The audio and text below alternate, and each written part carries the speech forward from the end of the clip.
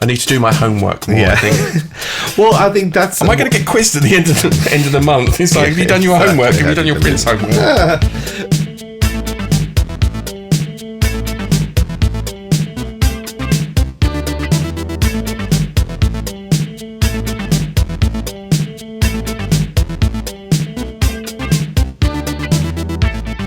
Hi, my name's Lee. I'm one of the founders of Prince Party UK, and I've been a Prince fan since the early 90s. Yep, I'm Chopin. I'm one of the London meetup group, and I've been a Prince fan since pretty much the same year as Lee. Yeah. That's how we bonded. 92, yeah. 92. Dipped my toe in with the Batman album, and then it was Diamonds and Pearls. So I dipped my toe in about 91, but it wasn't until 92 where I realised, I'm a Prince fan. I love all this stuff. Yeah. Hi, my name's Lee, and I'm a Prince fan. It's been 25 minutes since I listened to my last Prince song. It's been about no seconds since my last conversation about Prince. So, what's your thoughts on the latest reissues that are going to be released on the 17th of April? Okay, so the Rainbow Children, One Night Alone Live, and It Ain't Over. Yeah, It Ain't Over. For some reason, I thought that was a bootleg. Like when I think I saw it somewhere in a shop, and I always thought it because it kind of the artwork on the front. It's interesting. He's kind of one of the reasons I found this era so exciting was because the artwork looked a little bootleggy, and I was a little obsessed at this point. I was a little obsessed with bootleg culture, and when Prince brought everything back in house, you know, like 96, 97, so like starting with like kind of the Crystal Ball, Chaos and Disorder, that kind of era. Actually, that's one of the reasons I got so heavily into him in like this wave. Was because of how the artwork... Yeah, because like when for me, like after 95, he changes his sound.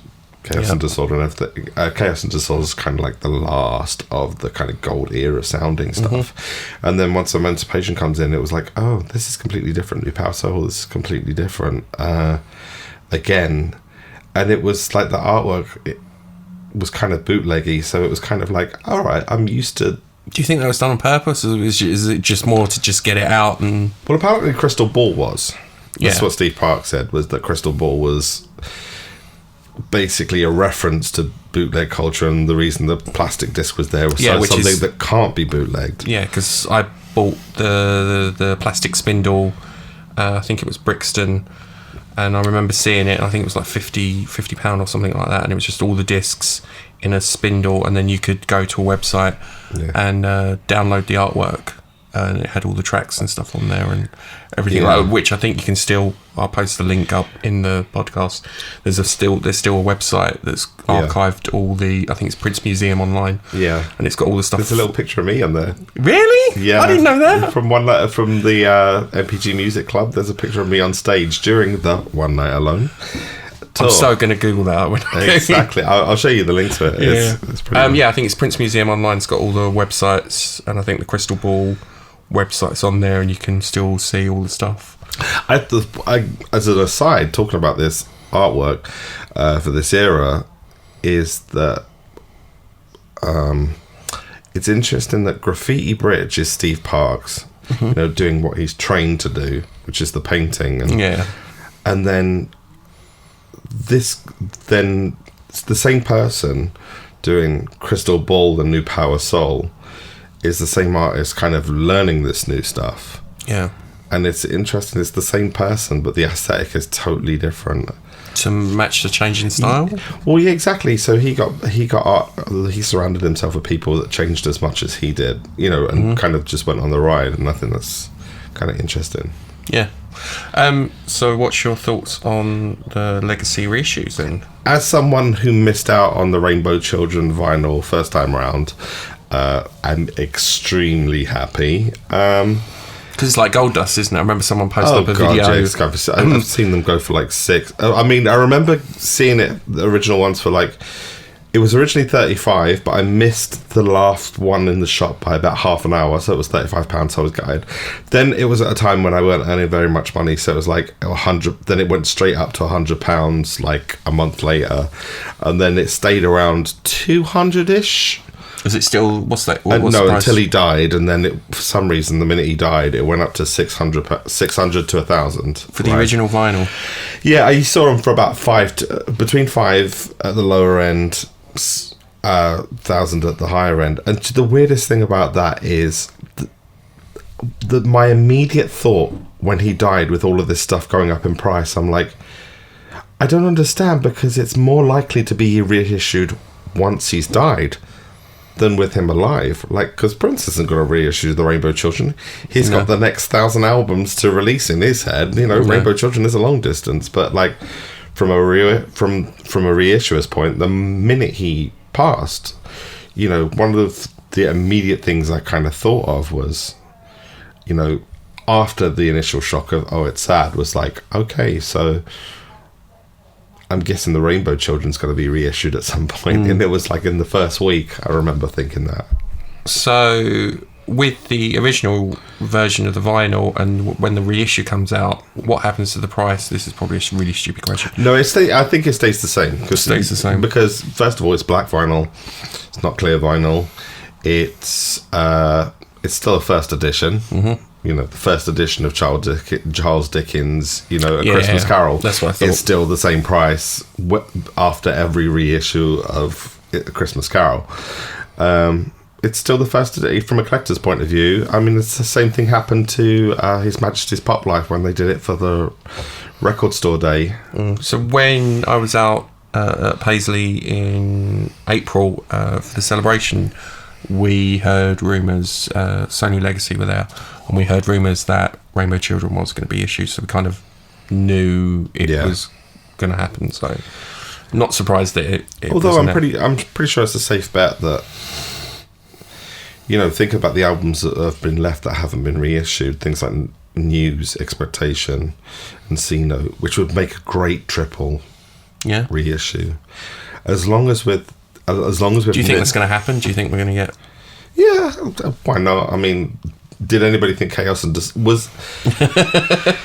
Is Chaos and Disorder any more immediate a need than Expectation or News? True. Right? Yeah. Was anybody who wanted the Versace experience on cassette on vinyl is pretty much going to buy News or Expectation or C-Note, right? Yeah.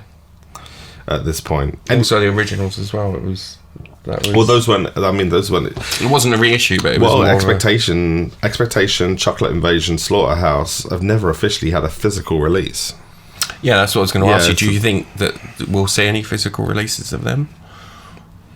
I don't see why not. I'm not there here to guarantee and say what's. I love Daisy Chain. Daisy Chain is fantastic. Yeah, I always thought that should have been like a separate 7-inch. Yeah.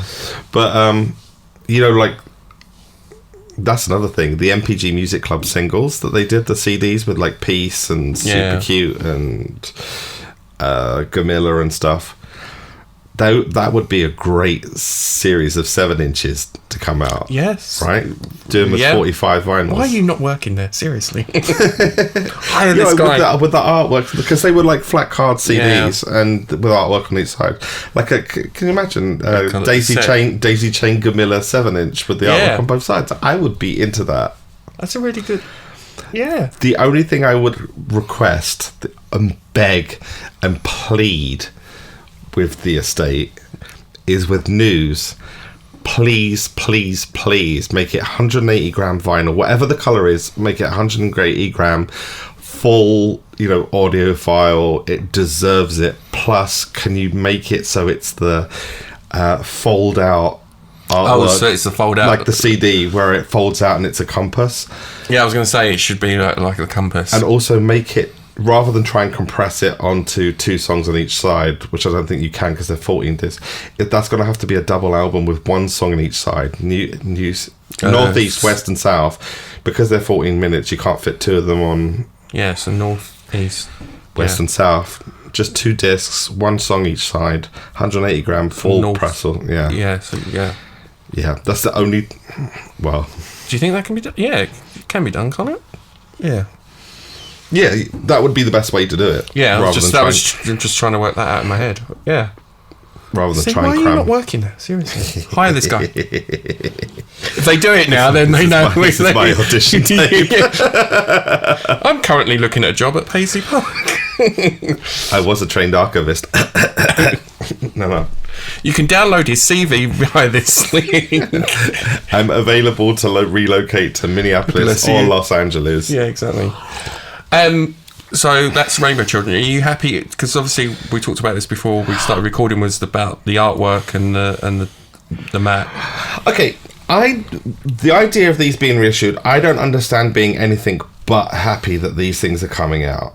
Right? Mm-hmm. My mindset is that as a fan, whatever comes out, you should support it because it helps the estate, and it costs money to run Paisley Park.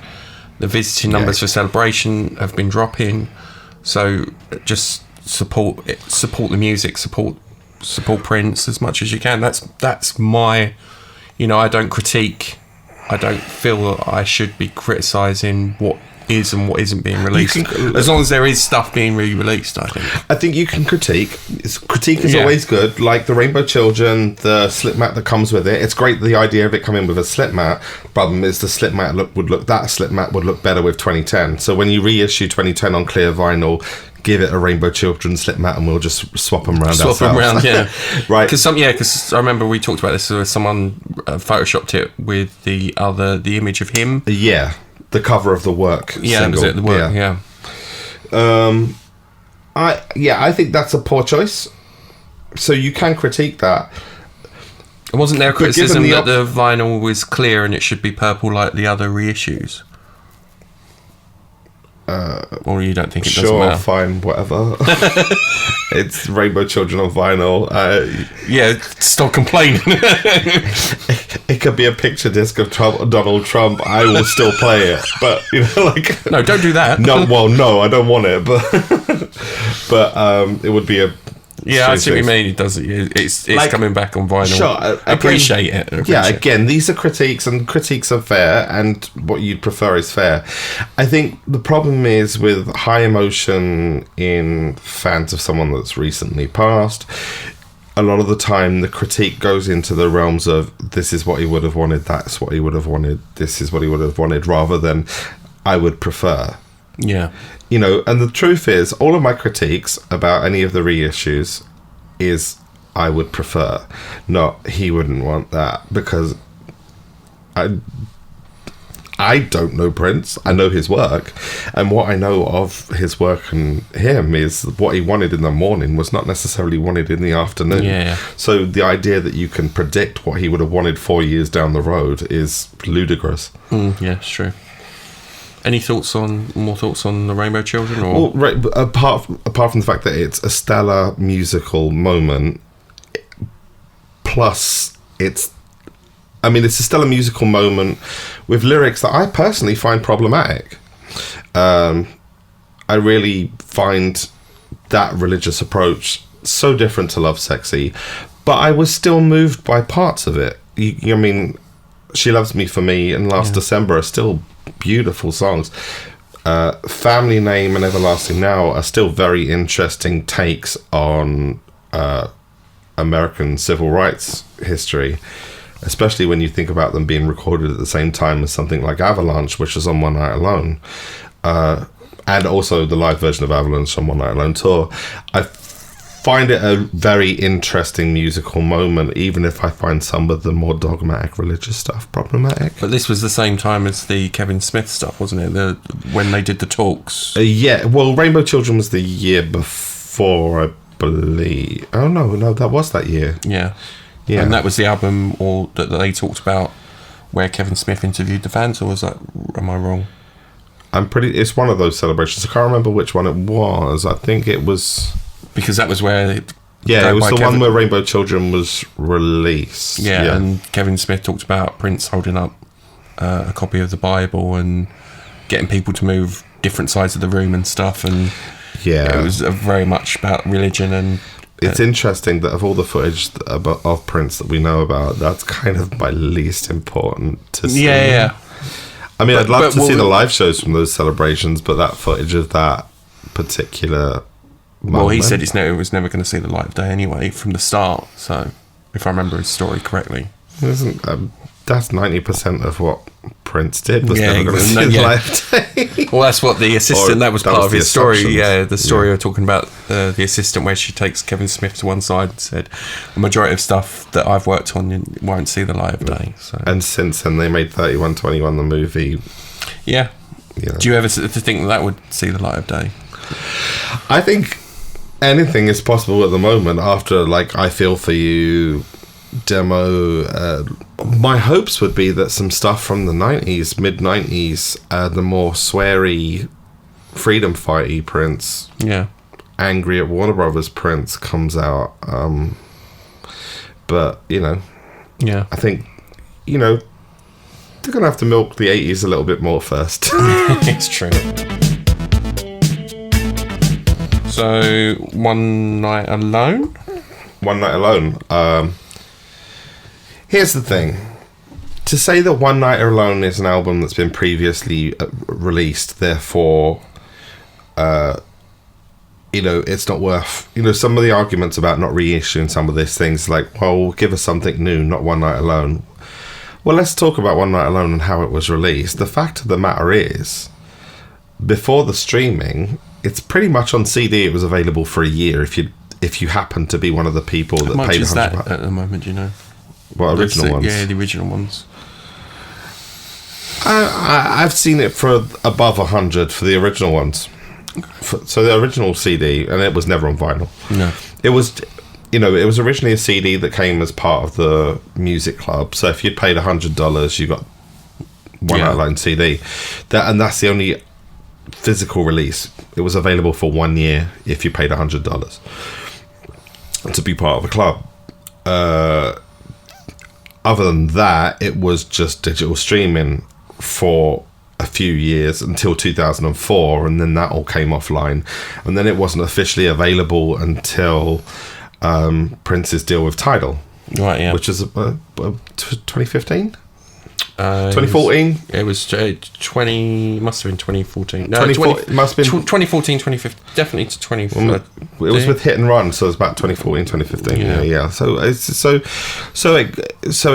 it's languishing in the wilderness for 10 years with no official release. So the idea that this is something like Purple Rain or Sign of the Times, where it's just always been readily available to everyone, is kind of, unless you were a kind of a fan at the time, it's pretty much stuff that's unknown to you until but this is the first time it's on vinyl, isn't it? The first time on vinyl, which is always good. The vinyl collectors. I'm kind of gonna flip this at you because this era, I mean, I'm a Prince fan that was constant throughout, and I know that you dipped out some of it. So for you, what's this? So this, a lot of it is new because I dipped out around just after Raven Till.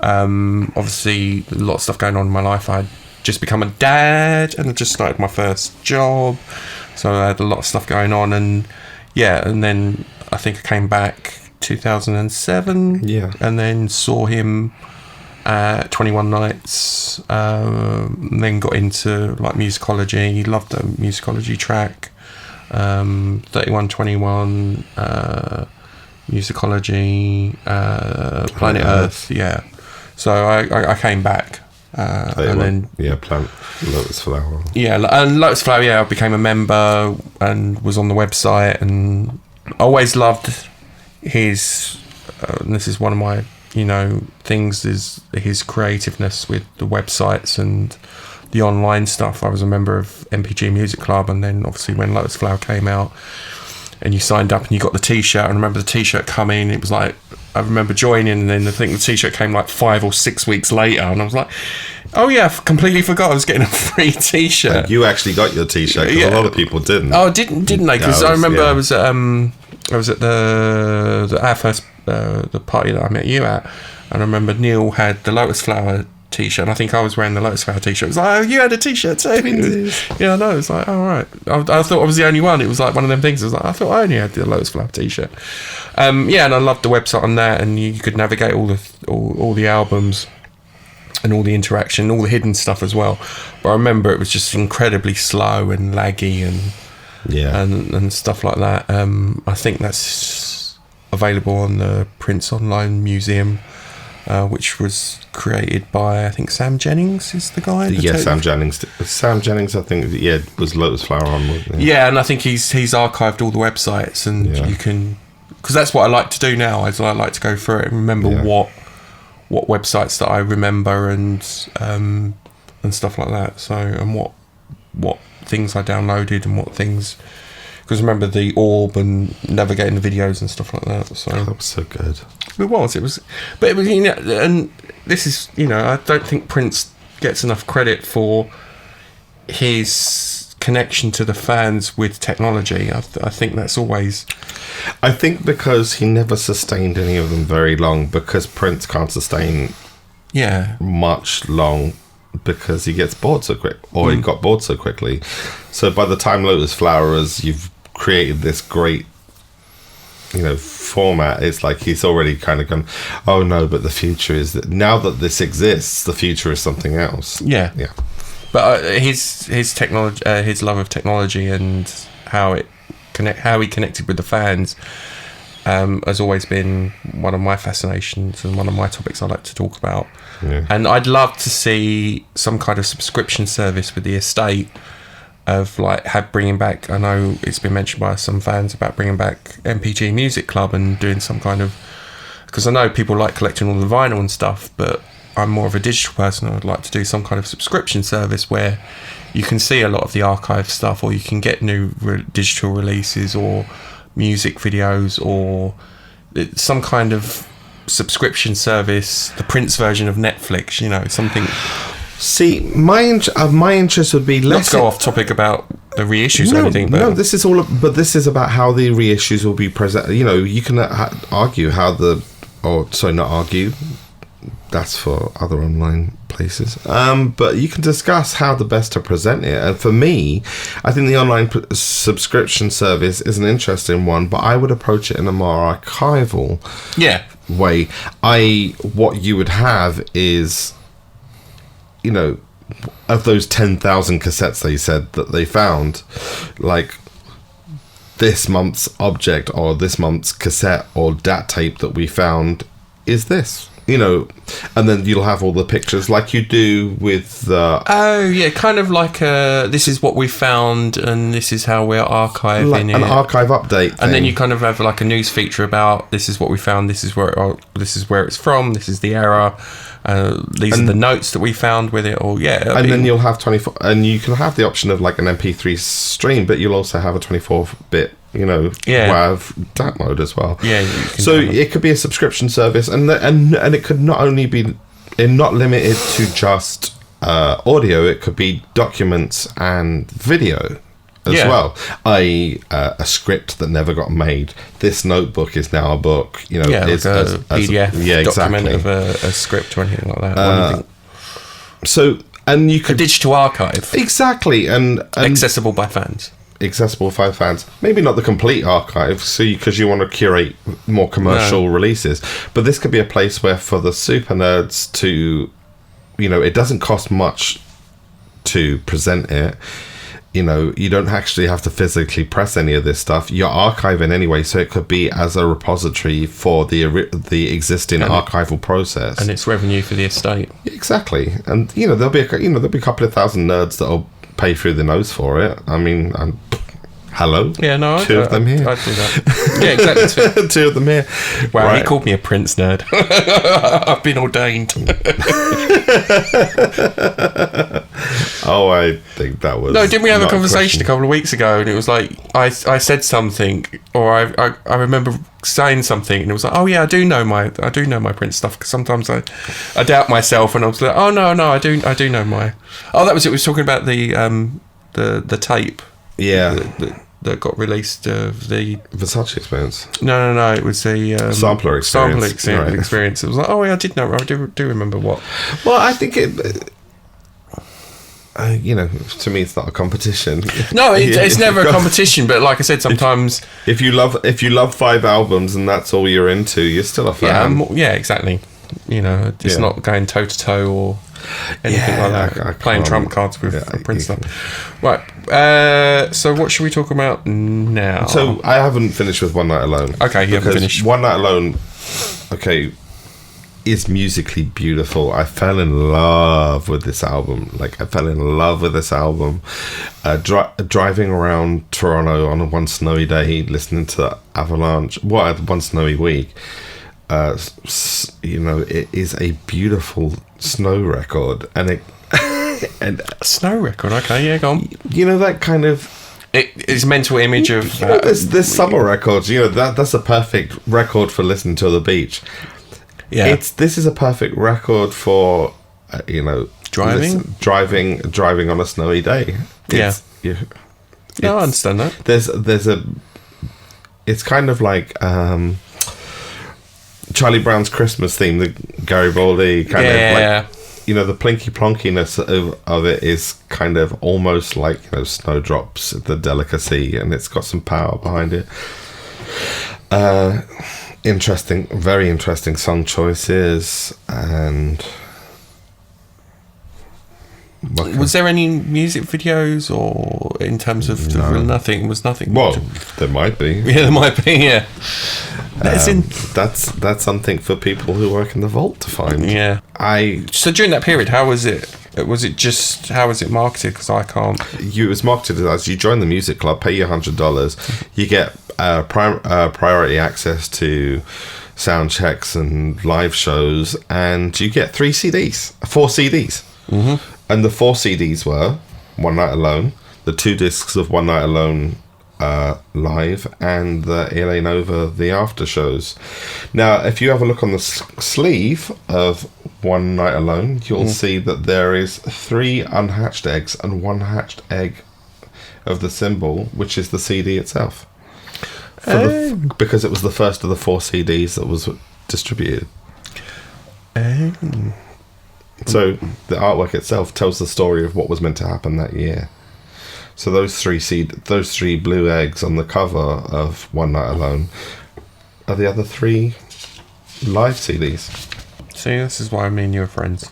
One Night Alone and The Truth were incredibly frustrating, because it's like that thing of some of his best work just being hidden away somewhere. And this is, how can you be mad or frustrated about some of his best work getting attention? Which is what this is. Yeah, exactly. Like, don't think of it in terms of, I have to buy these things. You don't have to buy these things. The state releases them and you don't have to buy them. But what it does do is it shines a spotlight on an album that, I don't even think Prince gave the albums their due, But commercially, they weren't. No, but I don't think he gave them their due in terms of, spending time, like, promoting and concentrating on the albums. I think but I don't think somebody like him ever could. But was it more of like what I talked about his connection to the fans, and it was like he's done it, he's put it out there, and it's directly accessed by the fans. And that was it. That's all he needed to do. Yeah. That connection was not without its frustrations. Yeah. But people have rose-tinted glasses about the past, but there was a lot of people who were frustrated that the other 3 CDs were live CDs, because people were thinking 4 albums. Right, okay. And it's actually, like 3 albums, but one of them being a 2-disc album, and so that's 3 live CDs. So people were frustrated at the time with that, but in retrospect, people have just come to, I think, love these for what they are, as a document of a period. It's a great collective document of basically a year. Yeah. 2 at a stretch. A year and a half. So what's your thoughts on the collection set, or... Oh, what, them all being in one big box? Yeah. Well, it's just another way to package CD, in other words, another way to spot the light on it. If you don't like it, you don't need to buy it. But like I said, those CDs weren't easy to come by. Yeah.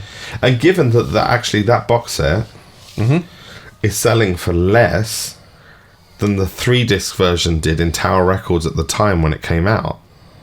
How much was it when it came out? There was £85 in HMV and Tower Records for the 3 discs when it came out. So that box set, you've got the live DVD, the 3 discs that normally cost £85 commercially, plus the One Night Alone CD for, what is it, $38? Yeah. And I think it's going to be like about £40 or something like that. So actually, it's incredible compared to what it was in 2002. But the Aladdin thing was sold separately, wasn't it? And so was One Night Alone. So you could only get all of those if you'd spent the $100. Right. So I think I had the Aladdin on VHS. So those 4 CDs were $100 plus more for the Aladdin DVD, but now they're $40. So how can you be mad about that? Yeah, so 4 CDs, 1 DVD. Yeah. How can I think I got it. Was it on DVD or was it on VHS? Aladdin. I've definitely got Aladdin was DVD. I don't think there was a VHS. I think the last VHS was Rave. Rave. Up to the year 2000 was the last VHS. Yeah, I got that. remember. I got that on DVD. I love that. Yeah. And One Night Alone, the after show, It Ain't Over. Yeah, this is the one that I said the artwork always looked bootleggy. Like it though. Yeah. But then I think that is Afshin's first project, isn't it? With him, it's the One Night Alone tour, because his first night. I believe so. I think he talked about it when we went to the exhibition. He's saying one of his first nights was actually that London concert, that Hammersmith Apollo. Yeah, which was you was at? I wasn't. Yeah, I wasn't. It's the first night I met some friends of ours. Cat, wasn't it? Yeah. Yeah. Well, I didn't know. We didn't realise it until like about a year after we'd been year after we really knew each other, and she was like, "Yeah, I remember going up and seeing, sneaking a peek at him sound checking when the doors were closed, and I said." Did you meet someone on the way back down? And she said, yeah, there was one other person there. And I was like, that was me. Yeah, it's like me and Christopher Carrier, where I remember I'd met him before, and it only came recently in the last 2 years. I remember meeting him before because I had one of the original T-shirts. You could only get the first night of 21 Nights. And I'd gone, so I think I went 3 times, and one of the times Christopher come up to me and he's like, I want your T-shirt. I was like, I bought it. He goes, it was only available the first night, or it sold out or something. And it was like that. And then I recently remembered, it was like, it was Christopher that I met that came up and talked to me about my T-shirt. I was like, oh, right, yeah, completely forgot. So is there anything more you want to talk about these reissues, or is it more of, I think my question to you is, have you been happy with what's been reissued or been released? Before I say give an overall blanket thing, I kind of want to say something that's kind of illustrative of why I'm happy of this particular group of reissues. Is how well do you know this material? You, as quite a big fan, as a really big fan of Prince, how well do you know these? What Rainbow Children, One Night Alone, but not well enough. Not and like with this reissues of what I'm going to buy, it's probably going to reintroduce me to this era, and I'm probably going to spend more time with this stuff. I'm probably going to buy the CD set because I'm not much of a vinyl collector. Yeah. I'm more digital and CD and stuff, but it's gonna. I think it's just gonna. I'm gonna reinvest in that era, if that makes sense. Yeah, which is especially because someone like you, when you talk about it and how we're talking now, it's more of like, oh right, I need to go back. So I think as a Prince fan, as a Prince fan, you always have your favourite eras, and you kind of get stuck in it. Does that make sense? Yeah. And you don't venture out, but sometimes when you venture out, you do find tracks. You're like, oh yeah, wow, I love that track. Because there's always like, oh, I didn't know that track. I didn't know that track. Or someone says, oh, you need to listen to that, and I'm like, have I listened to that? And I always, I think I trust, and this is the benefit of having Prince fans as friends now. It's like you trust their opinion, and you go back or you go forward, and you kind of move out of your comfort zone. Prince comfort zone, I think. Is that a thing? I'm going to make it a thing. Well, I've had so many conversations where it's like, because the eras I like are on the not unpopular, but they're not the favourites. There's just some people, you have your Purple Rain people, you have your always Sign of the Time Love Sexy people. Always split it between 80s fans and 90s fans, and then after 90s. I think even 80s fans, there's a kind of like 3 waves of 80s fans. You have pre-Purple Rain, and like Sign of the Times, Love Sexy, like people who that's their favourite era. So, yeah. And whereas I'm kind of, and then even with 90s, you have like 91 to 96. Yeah. The Diamonds and Pearls to Gold. Yeah.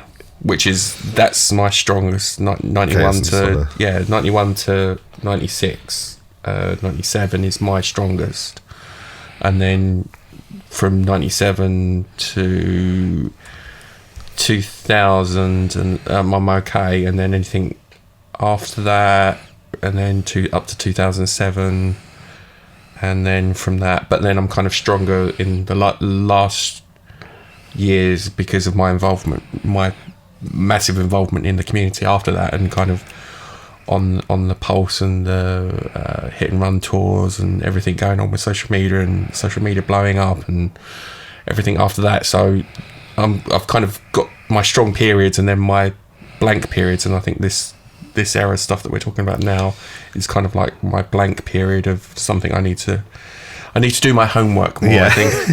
Well, I think that's. Am I going to get quizzed at the end of the month? It's like, have you done your homework? Have you done your Prince homework?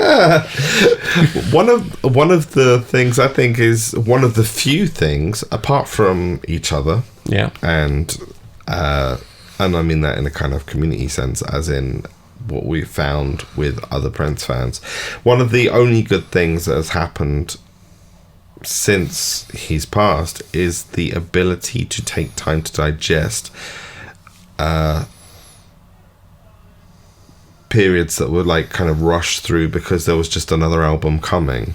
And I think there's been a time for myself, I've actually played my favourite era the least since he passed. I think I realised that today. Weirdly enough, I realised that this morning when I was at work and played Interactive and Cullen Square. And I was just like, yeah, this is, and, like I felt 18 for a second, and I was like, I really haven't listened to this stuff in a while. Yeah, I'm the same. I've been listening to more of Artificial Age, I think more. I've been invested in that album a lot more recently. I think Clouds and stuff like that. And my whole theory about the album of, I think we've talked about it before about it being about him preserving himself digitally and kind of prophetic in a certain way, and even with the artwork about him looking into space and the galaxy, and I believe like the stuff that he was working on was the Galaxy. There was a name for it. It was on Black and the Blue Black No, the stuff that was found in the studio with Galaxy. Freedom Galaxy, yeah. That's a line from one of the songs on Black is the New Black, the mono neon one. Right, okay, yeah. And that whole... So I've been listening to a lot of... Artificial Age. because I love Clouds and and stuff like that. So, but yeah, a lot of my favourite era stuff I've not listened to for a while.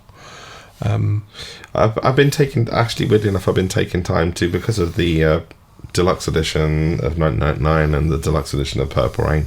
I've been spending, and with the originals, I've been spending a lot of time absorbing those demos and outtakes a lot, and kind of going through those. And there's also a book by Dwayne Tadell, a really great book about Prince's... Is that the my experience of... the Purple Rain sessions. Oh, right. Okay. And there's going to be another one next year with the Parade sessions, and hopefully that coincides with Parade Deluxe or Sign of the Times Deluxe, because it's every studio date from that they can got documented for, from 1983 to 1984, and it has been interesting reading that book and listening to those deluxe editions and kind of putting it in some sort of order, and it's been a great experience exploring those albums while reading that book, because a lot of the same years are covered.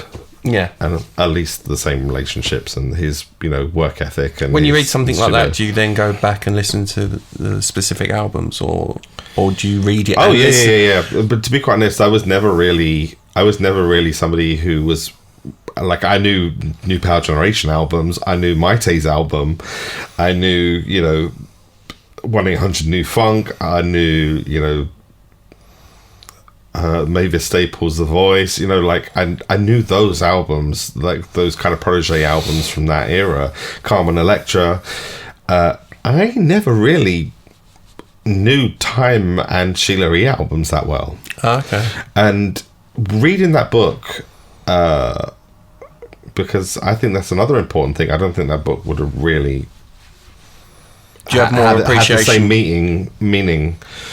Do you have more appreciation for them albums once you read something like that? Yeah, I think I actually think it's an essential read for anybody, because there's so many books that deal with Prince's relationships with people, mostly girlfriends and stuff like that, and in a kind of salacious way, but this kind of just tells you how that affected the studio, and that's all I'm really interested in, is the artistic output at the end of the day. And so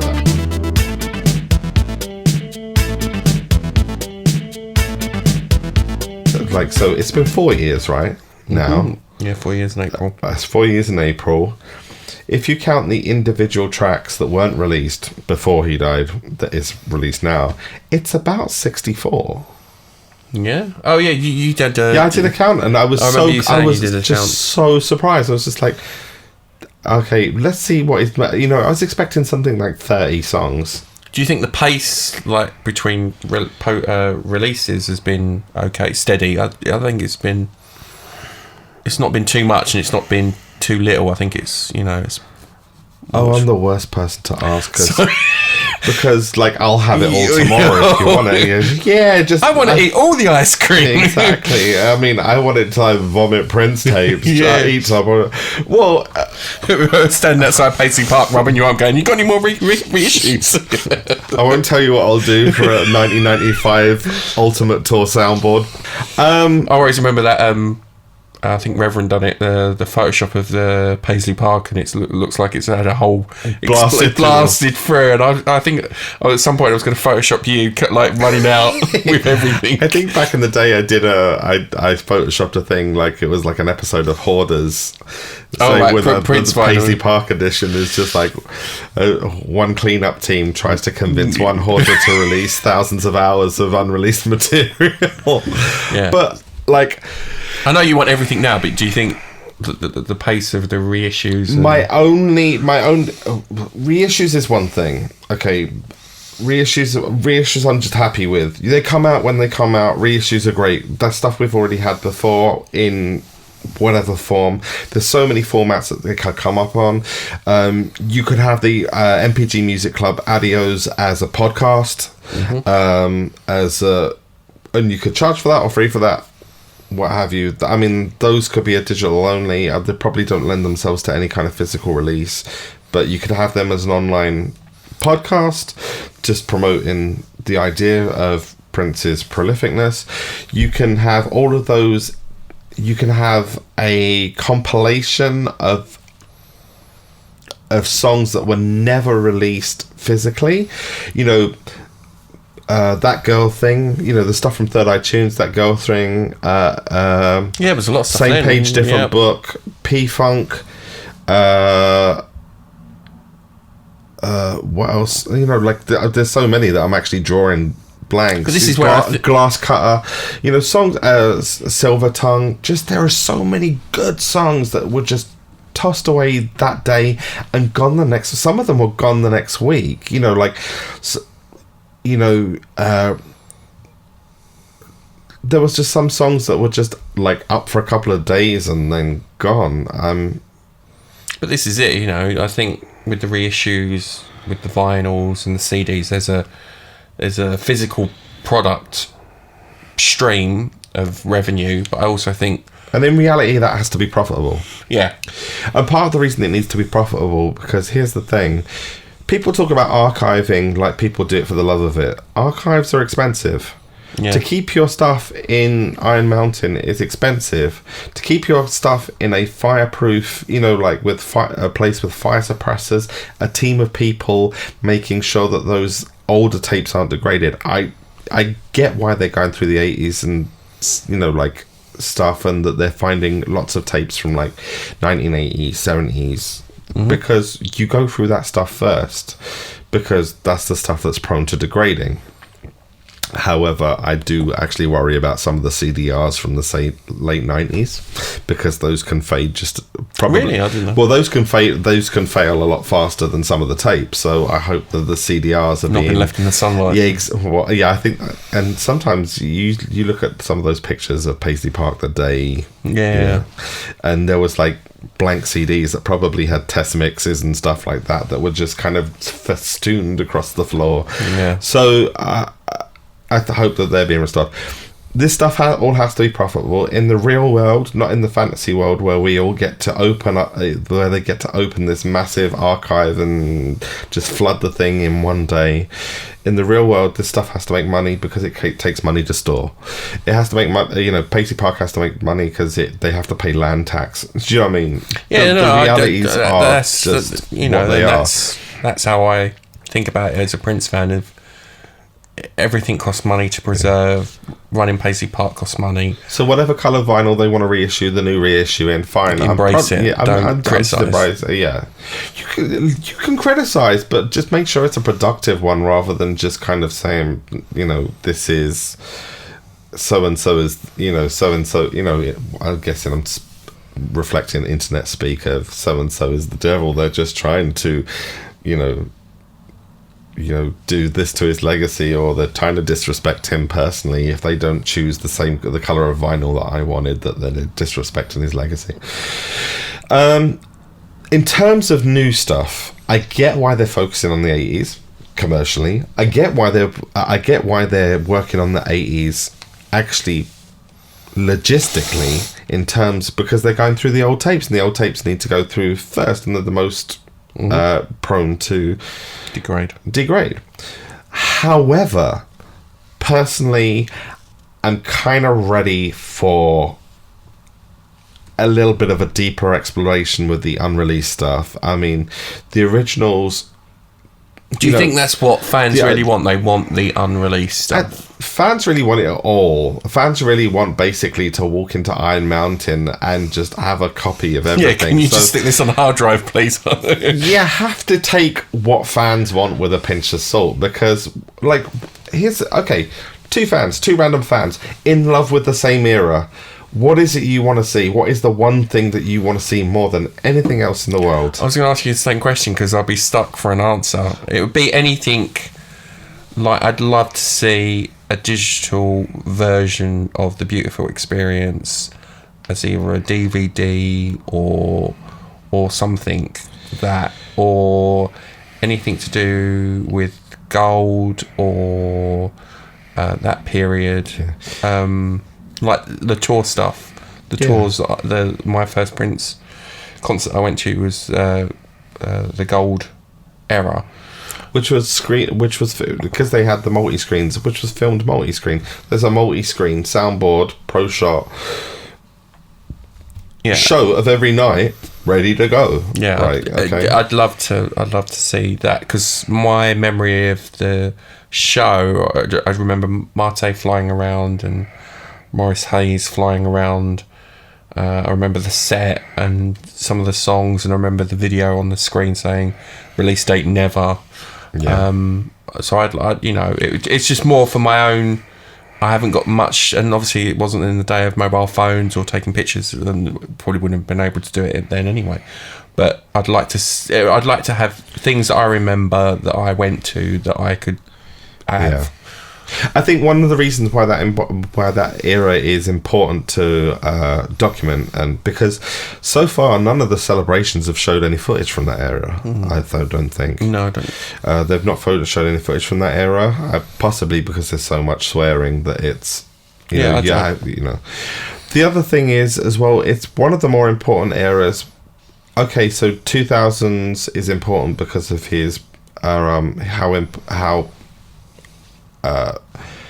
his outreach into the online and being futurist late 90s, but the mid 90s is where he talks about record contracts and stuff, and that's another part of his legacy that's kind of come around again recently with Stallion and her issues with her contract. Well, look, he was ridiculed, absolutely ridiculed at the time because of the way he went about it, because cryptic speeching and stuff like that. But what he was saying, turns out everybody's on his page now, pretty much. Yeah, and it's all about streaming music and the revenue that they make with the streaming. I think that's recently come up with Lizzo, that she's talked about how much she earns or something about with streaming and stuff like that. And look at the beautiful experience. That if that is not a film from 1994 predicting pretty much the end of the current way what was then the current idea of the music business being deconstructed. It's all going online, and we're going to watch videos on request from our home. YouTube, but this is it. This is my fascination with Prince, is that a lot of stuff that he did and whatever was predicted of what it is now. And that's me in terms of my love for Prince and technology. In terms of music history, beautiful experience, a woefully thrown away, would almost seem like a vanity piece at the time, is now a wonderfully predictive, important part of the pre-shocks to the main earthquake that was Napster. Right? So it's one of the warning shots across the bow that the music industry didn't listen to, was the beautiful experience. It's an important film historically now, and that's why I think, to me, that's why I think a big... And since that concert, the Beautiful Experience concert, was filmed, I think it was either 16 or 35mm, because he talks about changing the cameras in one of the bootlegs. Oh, really? Yeah, they said we're going to take a pause so they can reload the cameras. So it sounds like it was film stock. Oh, okay. So that would mean that they probably could do a 4K scan of that, rather than like an SD kind of Santa rip of a VHS. Dear Paisley Park. Dear Paisley Park. What would you want to see reissued? Or surely the Beautiful Experience would be an important one. What would you think an 80s fan would want? What do you think a 90s fan would want? What would you think? Well, that's my point, is that everyone wants different things. Everyone wants different things. So the 80s fans have got theirs. The 80s fans have got theirs. But the 90s fans are still waiting. Yeah. Because we've kind of got 80s stuff, and now 2000 stuff. There's nothing in the middle. Yeah, and remember Beautiful Experience. I got that in my brain now. Diamonds and Pearls was his second or third. I mean, if you don't count Batman. Yeah, we talked about this, didn't we? Yeah, it was one of the pop quiz questions. And in fact, because Purple Rain was part of a soundtrack too, Diamonds and Pearls is his most commercial album that wasn't part of any film. So Get Off, Cream, they were big hits. That era deserves, and some of us remember that just as fondly. I know if you ask most people, if you say the word Prince, they imagine the Prince from Purple Rain. But if you say the word Prince to me, I imagine Sexy MF Video, Get Off Video Prince with the Typhoon haircut. That to me is Prince. But, you know, each one has their own. Each one has their own. But in terms of going back to what we talked about subscription service or something like that, I'd like to see the estate kind of embrace the community. I had two ideas in my head of doing something like Prince stories, where, because a lot of popular videos I've seen on social media has always been where celebrities tell their stories of, this is what happened when I met Prince. Regina King talked about meeting him in the lift, or Dave Grohl does a concert. Dave Chappelle about how Prince flipped the Breakfast Can Wait and stuck him on the cover. What I'd like to see is Questlove just sitting with another celebrity just talking about their Prince stories. That's all I'd want to, you know, and each celebrity has their own little Prince story, and I'd love to see something like that. Like a round table. Yeah, like a round table, yeah. Similar to what is it the Hollywood Reporter, or where they have all the directors or the actresses and stuff like that, and they have like a round table. Just because I think that, you know, it's I love hearing celebrity stories of their experience with Prince, because it's kind of unique and it's obviously something that's not well known. And then the other thing I'd like to see is something like the estate embracing the fans, and doing something similar to what that recent book about I Was There. Yeah. Where either fans get interviewed or perhaps embracing the other Prince podcasts. You kind of got that section on the Prince website, like what Prince means to me. Yeah. You know, something like that. That's a good direction. Yeah. I don't know what kind of, where fans could even submit their stories and share it with other fans, or they embrace the other podcasts like Peach and Black, Prince podcast, Muse the Pharaoh and stuff like that, where Violet Reality of like they embrace the community and have that. So basically a place where you can get content and share content. I think, you know, and fans. That'd be great. I think that'd be an enjoyable thing. Because my point being, obviously you've got the physical distribution of the reissues and stuff like that, so that's a revenue stream. And then another revenue stream could be a digital place where fans could subscribe, and there would be content there for them. I think fans would do it. I think like an archive in the Vault Diary would be fantastic, and not just the Vault, because you can have it as like the Paisley Archives or whatever. You can have the archive, the Vault, and finding what tapes, but then you've also got what guitars and outfits, you know, like, because there's so many different facets. People are interested in the fashion as much as the music, and fashion, you know, and the guitars, exactly. So, well, this is it. You could have like an article a month, or like on the guitars. They're doing really well with like the Facebooks and the Instagrams of just saying this, this object, like this object and stuff like that. They do that quite a bit, but for me, I kind of want like a bit more involved one, like a tape. This was made on this day. Also, the other thing I'd like to, from a documentary kind of point, if we're talking about like things that are being made, not as opposed to just things that are being released. Put the question out, because I know we talked about this as well. The question of like, what would you like to see?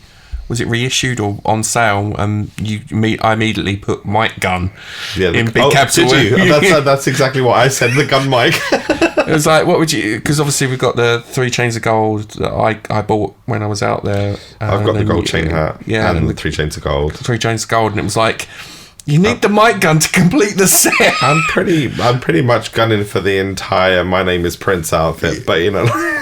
Because it's the one thing I know I've said this a million times. It's the one thing I've always wanted when it was like the mic gun. I want the mic gun because it was just so cool. But you want it as a working microphone? No, I wouldn't want it as a working mic. I just want to walk around and just probably reenact Sexy MF in my head. Yeah, so you could do like an ornamental one. I think I told you this story. It was probably on the other podcast. It was like I got in trouble. I was working in cinema and I kept on swinging my torch, pretending it was the mic gun, and I got into trouble. Of course, they didn't realise that. They just thought you was like pointing this torch at people like it was a gun.